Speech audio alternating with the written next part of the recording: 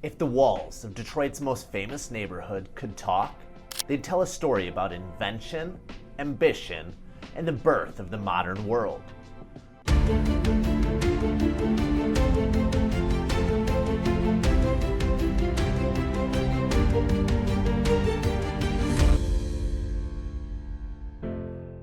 Welcome to Streets of History. I'm Chris Hubel, and today we're stepping into the Boston-Edison Historic District, the neighborhood where Motor City's biggest dreamers built their lives, and in many ways, built America itself. At the turn of the 20th century, Detroit was booming, one of the fastest growing cities in the world. Between 1900 and 1920, the population tripled. Automobiles were revolutionizing industry, and the names Ford, Dodge, Packard, and Chrysler were turning this Great Lakes port into a powerhouse. With that growth came new wealth and new ideas about how and where the city's elite should live.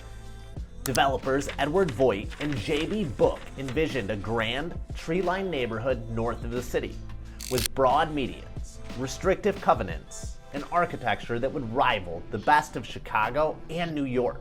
By 1905, their plan took shape. The Boston-Edison subdivision was born, a vision of order, elegance, and permanence. Homes here had to be built of brick or stone, valued above $3,000, a fortune at that time, and designed by professional architects. It wasn't just a place to live, it was a statement, a neighborhood that told the world Detroit had arrived. From 1915 through the Roaring 20s, the neighborhood filled with the men and women who defined American industry. Henry and Clara Ford built their home at 140 Edison Avenue in 1908, the same year Ford introduced the Model T. The garage behind the house, it's where early prototypes were assembled before the Highland Park plan even existed. Nearby lived Walter O. Briggs, the industrialist who owned Briggs Manufacturing, and later, the Detroit Tigers. His parties were legendary, his home a showpiece of success. Sebastian Kresge, whose Five and Dime stores would become Kmart, built a stately Georgian mansion here. Newspaper magnate Benjamin Siegel lived just around the corner. And across the boulevard, automotive pioneers like Fisher and Leland mingled with doctors, architects, and educators.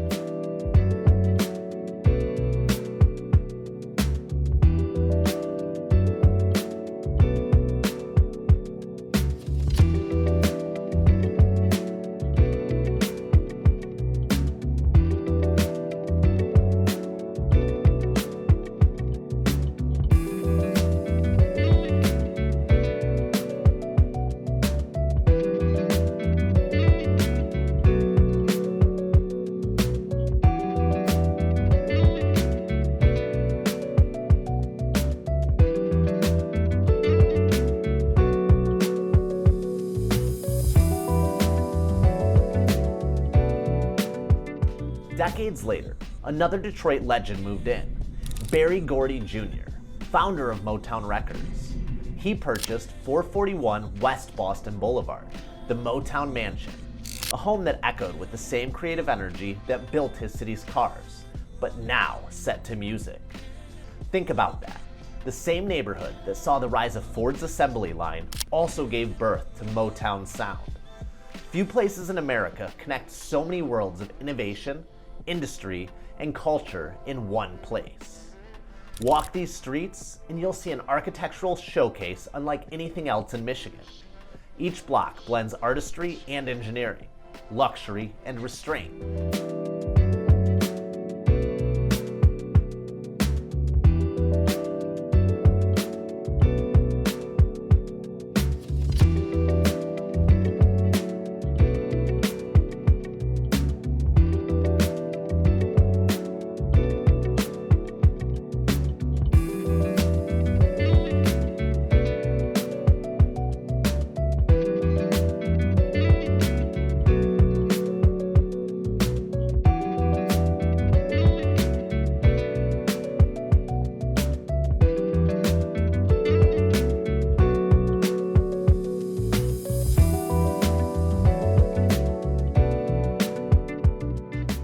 Boston-Edison's homes span nearly every major early 20th century style. We've got Tudor Revival with steep gables, half timbering, and hand-carved woodwork. Colonial Revivals with white columns, symmetry, and stately brick facades. The Prairie style, wide horizontal lines and ribbon windows, echoing Frank Lloyd Wright.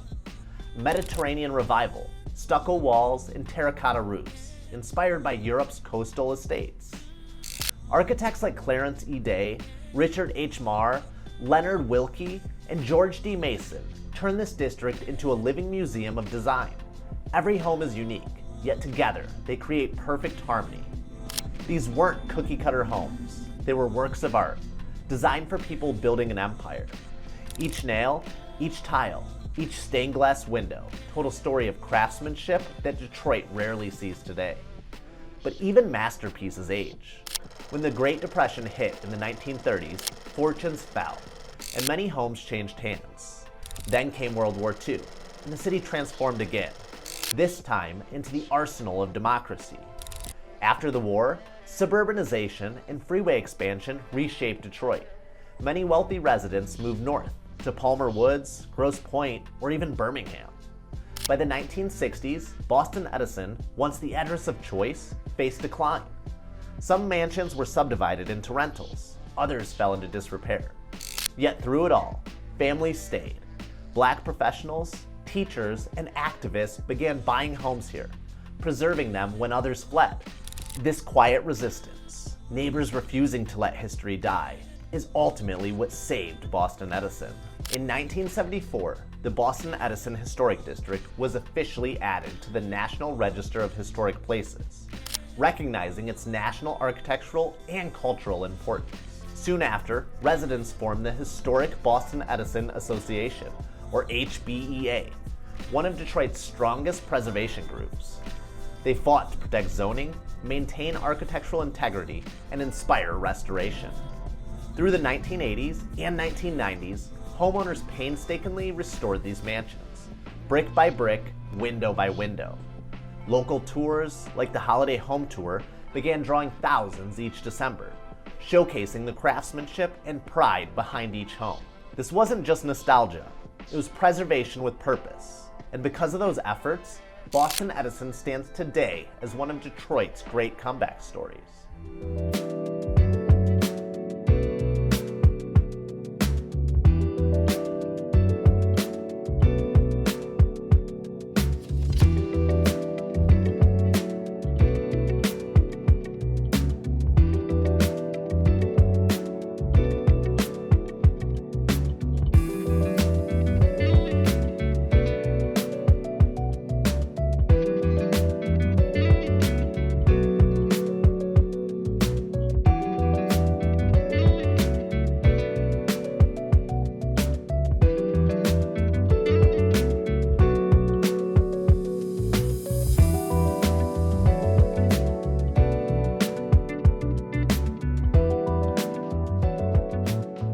Today, Boston-Edison thrives again.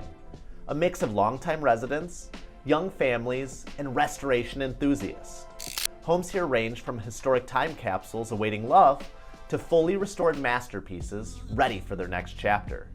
Restoration grants, city initiatives, and Detroit's growing creative economy have brought a new wave of pride to the neighborhood.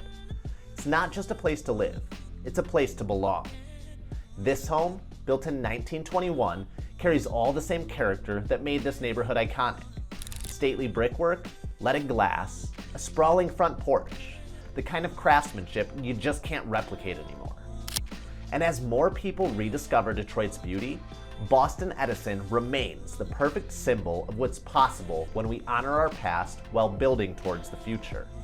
A century ago, these streets were lined with innovators, dreamers, and risk takers. And even after everything Detroit has endured, those same qualities are still here. Boston-Edison isn't just a collection of old homes. It's proof that beauty, history, and resilience never go out of style. I'm Chris Hubel, and this is Streets of History. If you love exploring the neighborhoods where America's story was built, hit subscribe and join me every Monday. Because every home has a story. Let's discover yours.